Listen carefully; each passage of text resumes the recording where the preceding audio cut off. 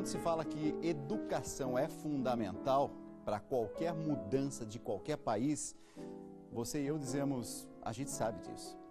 Porém, ninguém duvida da importância e da necessidade de termos uma educação sólida no nosso país.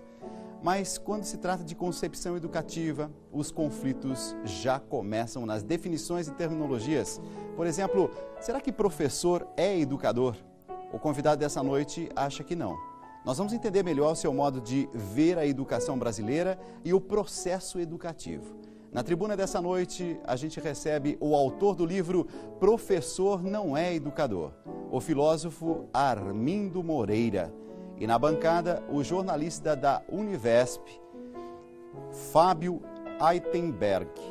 É o Tribuna Independente debatendo educação, transformação social e, ao mesmo tempo, trazendo cultura à sua noite. Uma noite realmente de enfrentarmos uma das questões mais fortes e necessárias do nosso país. É isso, Paulo. Muito boa noite.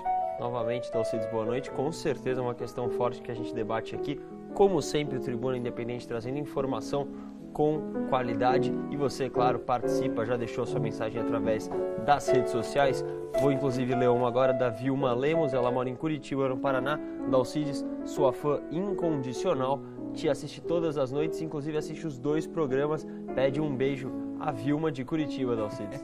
Então um beijo aí para a Vilma, nesse momento em que a gente fala de tema sério. Nós temos assim um momento no nosso país em que é comum a gente ouvir tudo que a gente precisa é de educação.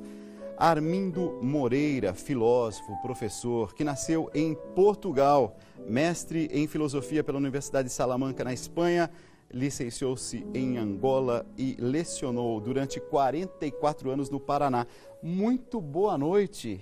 Seja bem-vindo ao Tribuna Independente pela Rede Vida de Televisão. Obrigado. E nós temos a alegria de receber o Fábio Aitenberg. Aitenberg.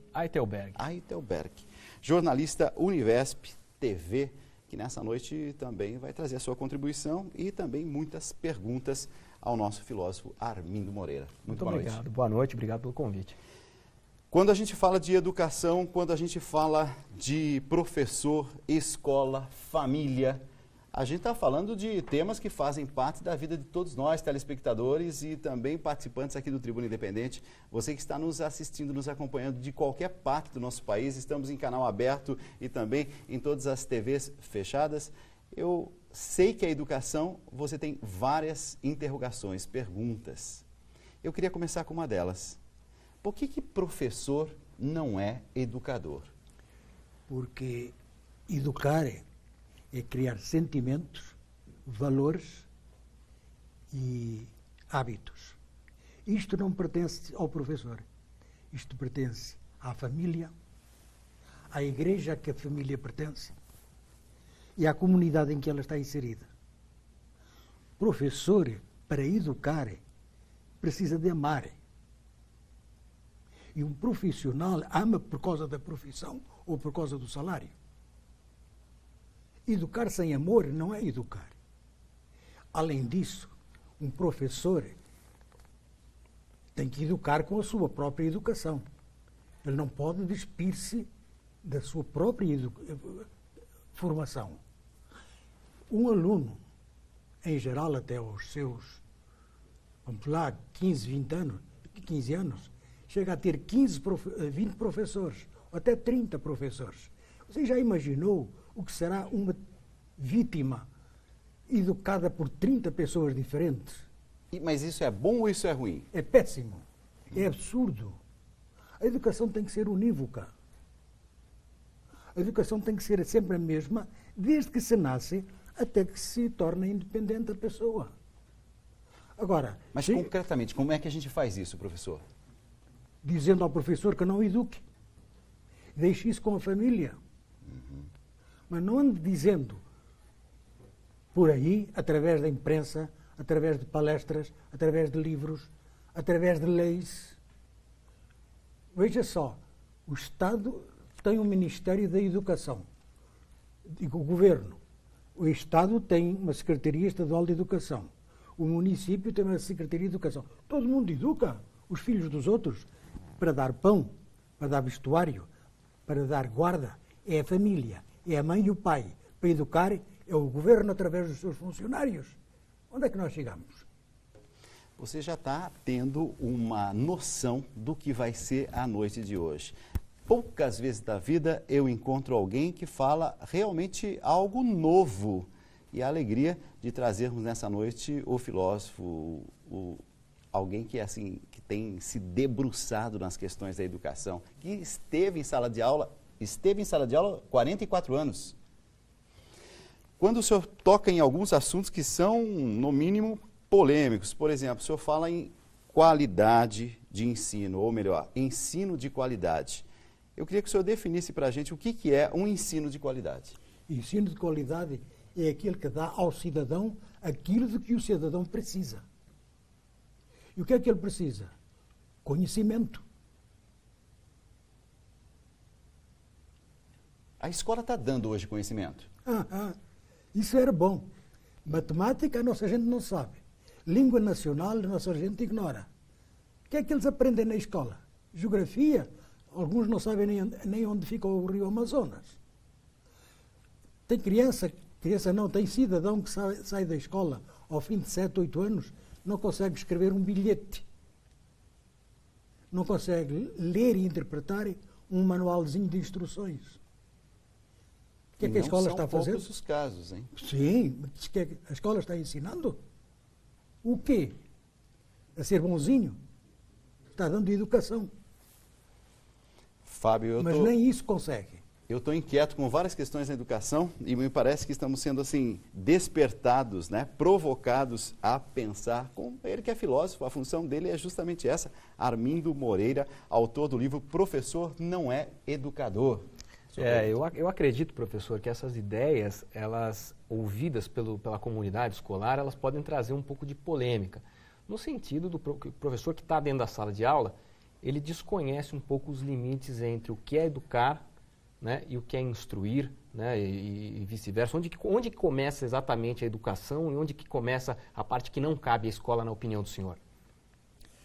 Tudo que seja educar, isto é, incutir sentimentos, hábitos e valores, não pertence ao professor. Isso não é uma coisa subjetiva? Não. Se o senhor ensina a cumprir os 10 mandamentos, isso não é subjetivo. Isto é objetivo. Se o senhor ensina a cumprir a lei nacional, a lei do Brasil, não é subjetivo, é objetivo. As leis têm como é que eu diria? São objetivas. São dirigidas a determinados comportamentos e atos. Então, conhecer a lei, conhecer as normas da moral, é informação, é conhecimento. Agora, decidir segui-las ou não é assunto pessoal. Ou é um hábito adquirido, ou é uma resolução, um ato voluntário. O senhor defende que o professor, então, na verdade, ele apenas transmite um conhecimento, um conteúdo? Apenas? Se ele fizesse isso, nós estaríamos avançados 50 anos. Onde foi? Mas no passado era melhor a educação? Não. Não era melhor? Não melhor, não. Não era melhor. Não se progrediu. Não é que a educação... É difícil dizer o que é melhor e o que é pior em educação. O educador no passado era mais eficaz do que hoje. Os pais eram mais eficazes do que os professores. A educação piorou na medida em que o professor tentou substituir a família. Tanto se disse que o professor era educador, que o Estado tinha a obrigação de educar, que os pais abdicaram da sua função. Como o professor não consegue educar, porque não é possível 30 professores educarem um aluno. Crianças e jovens ficam praticamente abandonados. Pronto. Dá para entender como está a sociedade. Mas não tem uma tendência das famílias de quase que empurrarem para a escola a missão de educar os filhos? Mas é cômodo. De dizer não para os filhos. Mas é cômodo. Os professores e o Estado desautorizaram as famílias. Agora, as crianças acreditaram que os pais não educam, quem educa é o professor. Os professores acreditaram que, obedecendo às normas do Estado, estavam educando o povo. As crianças, educando o povo a partir das crianças. criou-se uma confusão terrível. Para o professor é cômodo, porque não precisa de saber geografia. Vai só educar, dar bons conselhos. E geografia que é bom, matemática que é bom, língua nacional que é bom, não ensina. Nem sabe ensinar. E como é que faz? Como é que a gente pode fazer em relação às famílias das periferias das grandes metrópoles, como, por exemplo, aqui na periferia de São Paulo, na periferia de Curitiba, onde o senhor mora? São lugares onde o Estado tem uma penetração muito menor do que aqui nos grandes centros, enfim, a classe média que é mais abastada, que tem mais recursos para dizer, enfim, educar, né? Essas famílias que não podem dar a educação. Aí a escola, como que a escola faz? Não é verdade isso. Essas famílias podem dar educação, que elas não têm condições materiais para organizar a família e desempenhar o seu papel. Não existe mãe que manda o filho ser assassino. Não existe pai que diga ao filho de ser ladrão. Não tem. Isso não existe. Mas a família pode ser ausente, né? Ela, às vezes, é obrigada a ser ausente. É difícil você encontrar uma família que esteja bem materialmente e bem colocada socialmente e que seja ausente. Porque isso, a mãe e o pai instintivamente educam. E educam para o bem. O senhor diz no seu livro, Professor Não é Educador, num determinado momento o senhor fala sobre intelectual subdesenvolvido e algumas características do intelectual subdesenvolvido. Eu queria que o senhor dissesse algumas delas para a gente que, assim, ir quase que se localizando. Ou então você, telespectador que está em casa, diz assim, nossa, será que eu sou um intelectual subdesenvolvido no conceito do professor Armindo Moreira? Quem é o intelectual subdesenvolvido? É aquele indivíduo, vamos imaginar, não precisa marcar profissão, é aquele indivíduo que se considera muito instruído, mas que não é. Ele dá opinião em assunto que não entende. Certo? Prega democracia, mas está sempre fazendo conchavo para eleger o amigo dele. Mas prega democracia. Estas são as duas características principais. Assumir cargos para os quais não está preparado. Ele tem consciência que não merece o salário que recebe. Ele tem consciência disso, mas é descarado. A gente é de uma cultura um pouco superficial, porque num determinado momento eu me lembro que um europeu, fazendo uma análise sobre a educação brasileira, sobre o jeito de ser brasileiro, e fez uma referência. Me parece que vocês brasileiros são, de forma geral, é claro que toda generalização ela não é boa, mas vocês brasileiros são um pouco superficiais. Existe isso na cultura brasileira? A generalização está errada. Temos brasileiros de uma cultura profunda, magnífica, de instrução profunda. Temos grandes intelectuais, pesquisadores. Só que é um país muito grande, muito variado, muito, como é que eu diria, dividido em determinados tipos de cultura. E isto é uma riqueza. E, por circunstâncias mais ou menos políticas, não conseguimos criar o ensino geral para o país inteiro. Praticamente só a partir de 64 é que se começou a criar escola em todo o lado, sala de aula. E como não havia professor, porque não há professor não se fabrica por decreto, um professor demora pelo menos 30 anos a preparar. Quando o governo brasileiro quis lançar escolas por todo o lado, não tinha professores. Professor não se importa. Não é possível importá-los, principalmente para alfabetizarem. Claro. Então tivemos que usar aquele velho ditado: quem não tem cão, caça com gato. E a gente foi se adaptando. É como uma casa que você vai fazendo um puxadinho aqui, um puxadinho ali. Só que depois ninguém fica contente com o resultado. Isso é muito bom, que ninguém ficasse contente. Porque assim, deu ao progresso. Professor, é muito bom o senhor, porque o senhor nos provoca o tempo inteiro. O Rogério de Ilhéus, na Bahia, ele diz assim, e o que é melhor? Que tenhamos diversos professores lecionando e nossas crianças aprendendo com esses professores apenas por um ano, ou quiçá ao longo da vida escolar inteira. É bom que tenha um mesmo professor? É isso? Não, não foi isso que eu disse nunca, e não é essa a intenção do livro. O que eu quero dizer é que o professor não é educador porque são muitos os professores a educar a mesma criança. Isso não é possível. Isso é uma ilusão. Agora, se o mesmo A professor... educação exige constância. E a uniformidade de princípios. Nós temos professores de vários tipos. Temos professor ateu, católico, não católico. Já são 3 tipos de educação. Se acrescentarem o incompetente mais o competente, já tem mais 2. Etc, etc. Mas o convívio com isso tudo não faz parte da vida, esse confronto constante? Uma coisa é conhecer, outra coisa é imitar. Que eu saiba que o professor é qualquer coisa, tudo bem. Agora, que ele me eduque, não. Que o meu filho saiba que aquele professor é incompetente, não tem importância.